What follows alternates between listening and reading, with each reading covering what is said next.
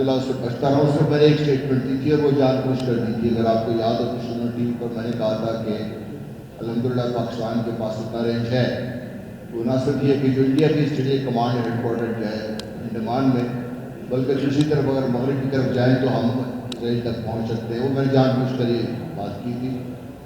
مجھے کرنی نہیں چاہیے تھی اصولاً، لیکن میں نے جان بوجھ کر بات کی تو اس کا امپیکٹ کچھ ہوا ہے اس کا. بہرحال وہ آج کا سبجیکٹ نہیں ہے. میں بہت مشہور ہوں سلمان عابد کا، اور انہوں نے مجھے یہ موقع دیا، اور خاص طور پہ جب بیٹھے ہوں پروفیسر اسد بھی بیٹھے ہوں اور یا خورشید قصوری بیٹھے ہوں اور اس قسم کے جو پڑھے لکھے لوگوں میں بات کرنا ایک فوجی کے لیے ذرا مشکل نہیں ہے.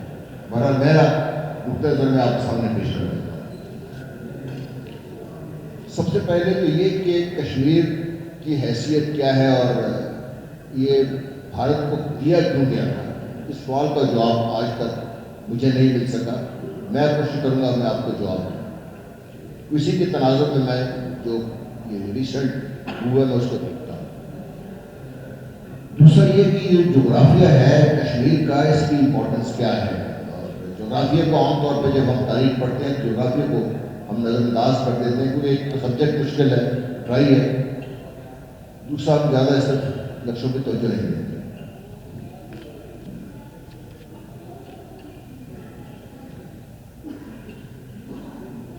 تیسرا جو بہت اہم سوال یہ ہے کہ اگر یہ کشمیر سارے کا سارا بھارت کے پاس رہ جاتا اور یہ جتنا حصہ گلگت بلتستان میں بھی پاکستان کے ساتھ ہے اور آزاد جموں کشمیر پاکستان کے ساتھ ہے، اور پرانا فاصلہ یہ نہ ہوتا تو پاکستان کہاں پہ ہوتا، پاکستان کا حشر کیا ہوتا. اور آخر میں یہ کوشش کروں گا کہ یہ جو مودی صاحب نے کیا ہے کیوں کیا ہے، اس کے آگے راجد کے کیا ہے، پاکستان کے لیے کیا آپشنس ہے. دیکھیے 1940 میں مہاتما گاندھی صاحب نے بیان دیا تھا کہ کشمیر بھارت کے لیے اسٹریٹجیکلی امپورٹنٹ ہے بہت زیادہ. کس نے کہا تھا؟ گاندھی. گاندھی جی. اچھا 1940 کی میں بات کر رہا ہوں. اور اس کے بعد اگر آپ دیکھیں تو ریڈ کلف ایوارڈ کا ترتیب دیا جا رہا تھا.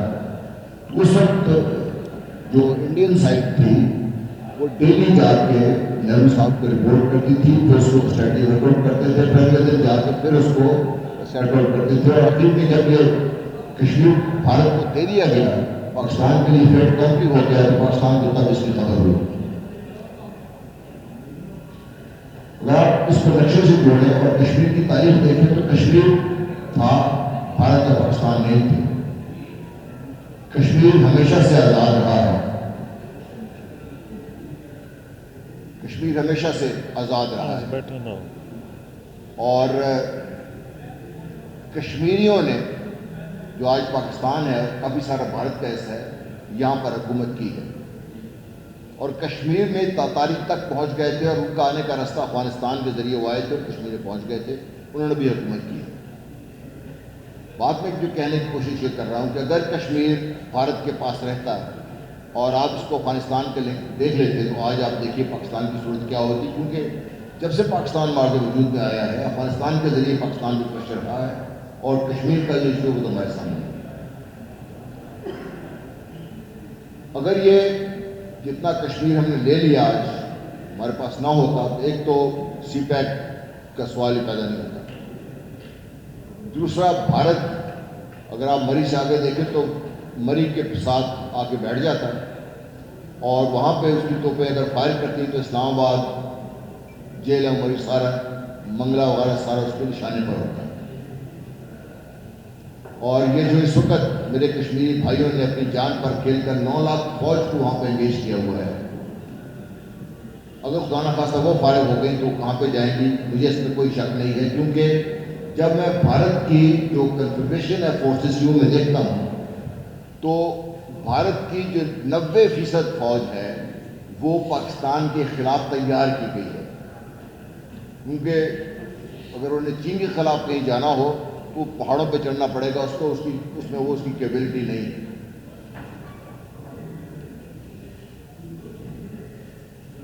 اب اس بیک گراؤنڈ میں اگر آپ دیکھیے تو مودی صاحب نے یہ جو کیا ہے پہلا سٹیپ تو نہیں ہے، یہ پاکستان کو खुदा न खास्ता है इस पूरा अर्ज से ख़त्म करने के लिए ये उनका दूसरा स्टेप है भारत का। स्टेज 1 में ऑन रिकॉर्ड है ये, मैं अपनी तरफ से बात नहीं कर रहा।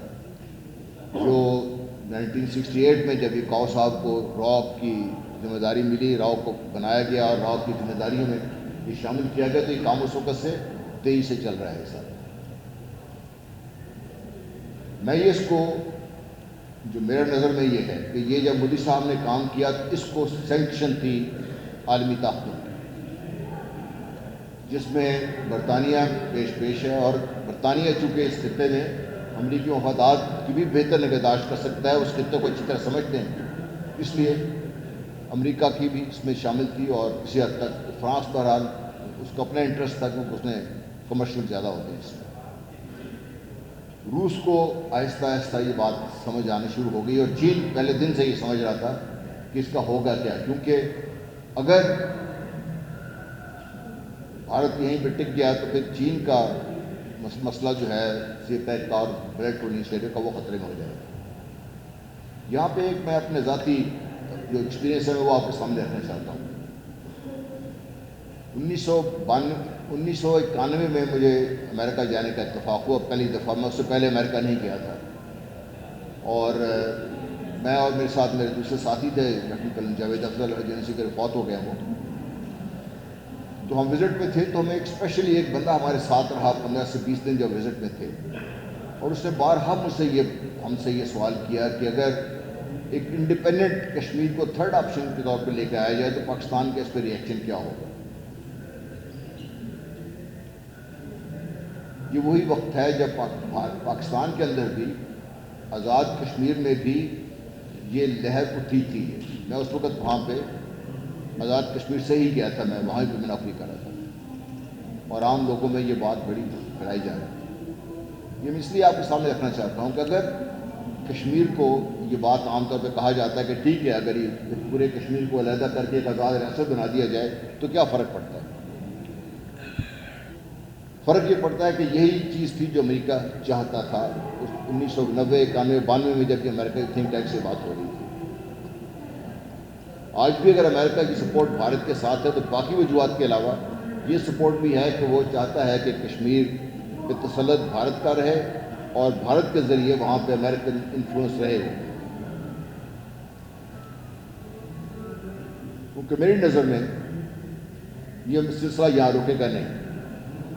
अगर मोदी साहब को और भारत को इजाज़त दे दी गई कि वो ये हज़म कर लें सारा इसको और इंटरनेशनल रिएक्शन इसके ऊपर स्ट्रांगली ना आए, तो नेक्स्ट स्टेज पे गिलगित बल्तिस्तान टारगेट है आपका, और उसके बाद आज़ाद जम्मू कश्मीर है। और जब ये सूरत हाल हो गई तो फिर पाकिस्तान की खुदा न खास्ता सालमियत को ख़तरात लाक होंगे और हैं।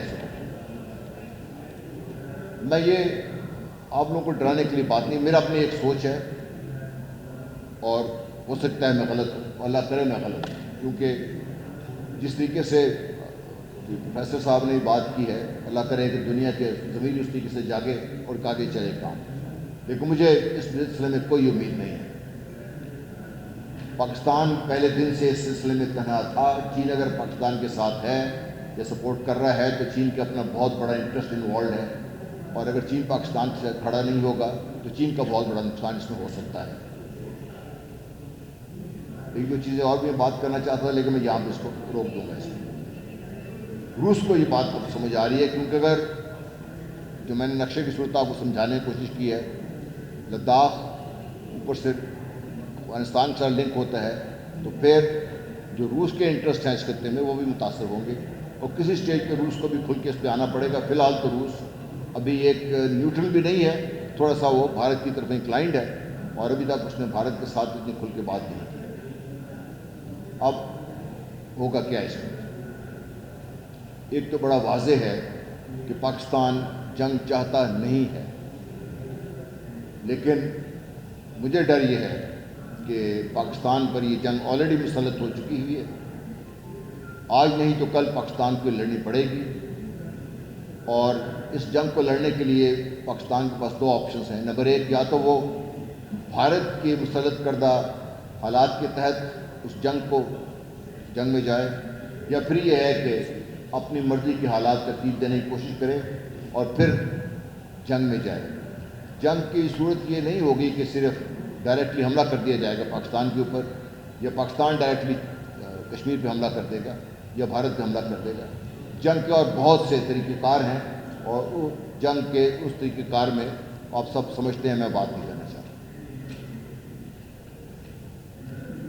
اگر پاکستان اپنے آپ کو اس لیے تیار نہیں کرتا، اور میں اس سلسلے میں اپنا ہمایوں صاحب کا بہت مشکور ہوں کہ انہوں نے یہ بات واضح کر دی ہے، اور ایک وکیل کی حیثیت سے اور ایک سویلین کے منہ سے یہ بات سن کے مجھے اس لیے خوشی ہوئی، اگر میں یہ بات کرتا تو شاید اس کا یہ وزن اتنا نہ ہوتا۔ پاکستان اگر اپنے آپ کو مضبوط اسٹرانگ فوٹنگ پہ کھڑا ہوگا، دنیا کو نظر آئے گا کہ پاکستان وہ کچھ کرنے کو تیار ہے جو یہ بات کر رہے ہیں، اور پاکستان یہ کر سکتا ہے جو یہ بات کر رہے ہیں۔ جس دن پاکستان کی کریڈیبلٹی انٹرنیشنلی ایکسیپٹ ہو جائے گی، اس دن انٹرنیشنل فورسز حرکت میں آئیں گی، اور وہ جو بھی سولوشن مسلط کریں گی وہ پاکستان، یہ بھی مجھے بڑا کلیئر ہے سلسلے میں۔ اس پہ کشمیری بھی خوش نہیں ہوں گے، یہ بھی ہمیں کلیئر ہونا چاہیے، اور کسی حد تک بھارت بھی شاید اس سے خوش نہیں ہوگا ٹو اسٹارٹ ود، الٹیمیٹلی کیونکہ بھارت کے انٹرسٹ میں بات ہوگی تو بھارت شاید اس کو فار دا ٹائم میں قبول کر لے، اور آگے پھر بات پہ کچھ عرصے بعد 2 4 5 10 سال بعد بات ہوگی۔ یہ لمبی لڑائی ہے اور ہمیں اس کے لیے تیار ہیں۔ تو میں اپنی بات ختم کرتے ہوئے کہ یہ پاکستان کو خدا نخواستہ اس گرائش سے مٹانے کے لیے دوسرا بڑا اسٹیپ ہے جو بھارت نے لیا ہے، اور پاکستان کے اوپر جنگ میرے نظر میں مسلط ہو گئی ہے، ہم اس کو تسلیم کریں یا نہ کریں۔ تیسرا کہ یہ جنگ اب پاکستان پہ منحصر ہے کہ وہ کس صورتحال میں اور کس طریقے سے یہ لڑے گا جنگ میں، کیا وہ بھارت کے مسلط کردہ جو حالات ہوں گے ان کے مطابق ہوگی، یا وہ پھر پاکستان، اور یہ کہ کیا کشمیری کھڑے ہو جائیں گے۔ کشمیریت ایک لفظ ہے جو پاکستان کے میڈیا میں بڑا کم استعمال ہوتا ہے، یہ ایک ٹرم ہے، وہ یہ ٹرم کا مطلب جو میں سمجھا ہوں اور وہ کشمیر میں رہ کے دیکھا ہے کہ وہ چونکہ ہمیشہ سے آزاد رہے ہیں، وہ آزاد ہی رہنا چاہتے ہیں، اور وہ ایک جو کشمیریت جس کو قومیت پرستی کا نام تو میں نہیں دوں گا، ایک جو ان کی گھٹی میں شامل ہے ان کے، وہ شاید اس کو گیو اپ کرنا اتنا آسان نہیں ہے۔ اور یہ مت بھولیے کہ جب سے بھارت نے یہ شرائط مسلط کی ہیں، 6 کروڑ روپیہ پر ہاؤس انہوں نے آفر کیا ہے کہ وہ اگر بھارت کی طرف آ جائیں، جابز آفر کیے ہیں لوگوں کو وہ بھارت کی طرف آ جائیں، اور جتنے لوگوں کو وہ اٹھایا ہے انہوں نے اس کے لیے جیلیں تیار پہلے سے کر لی گئی تھی، وہاں لے جا کے پہنچایا، وہاں پہ ان پہ تشدد بھی کیا جا رہا ہے، اس پہ ان کو لالچ بھی دیا جا رہا ہے۔ ابھی تک ان لوگوں کو وہ ختم نہیں کر سکے، ورنہ یہ کرفیو بھارت پہلے اٹھا چکا ہوتا، اور مودی صاحب کو جو شرمندگی اٹھانی پڑی ہے UN میں جو نہ ہوتی ہے۔ تو کشمیری اٹھیں گے، کیا پاکستان بھی اٹھے گا؟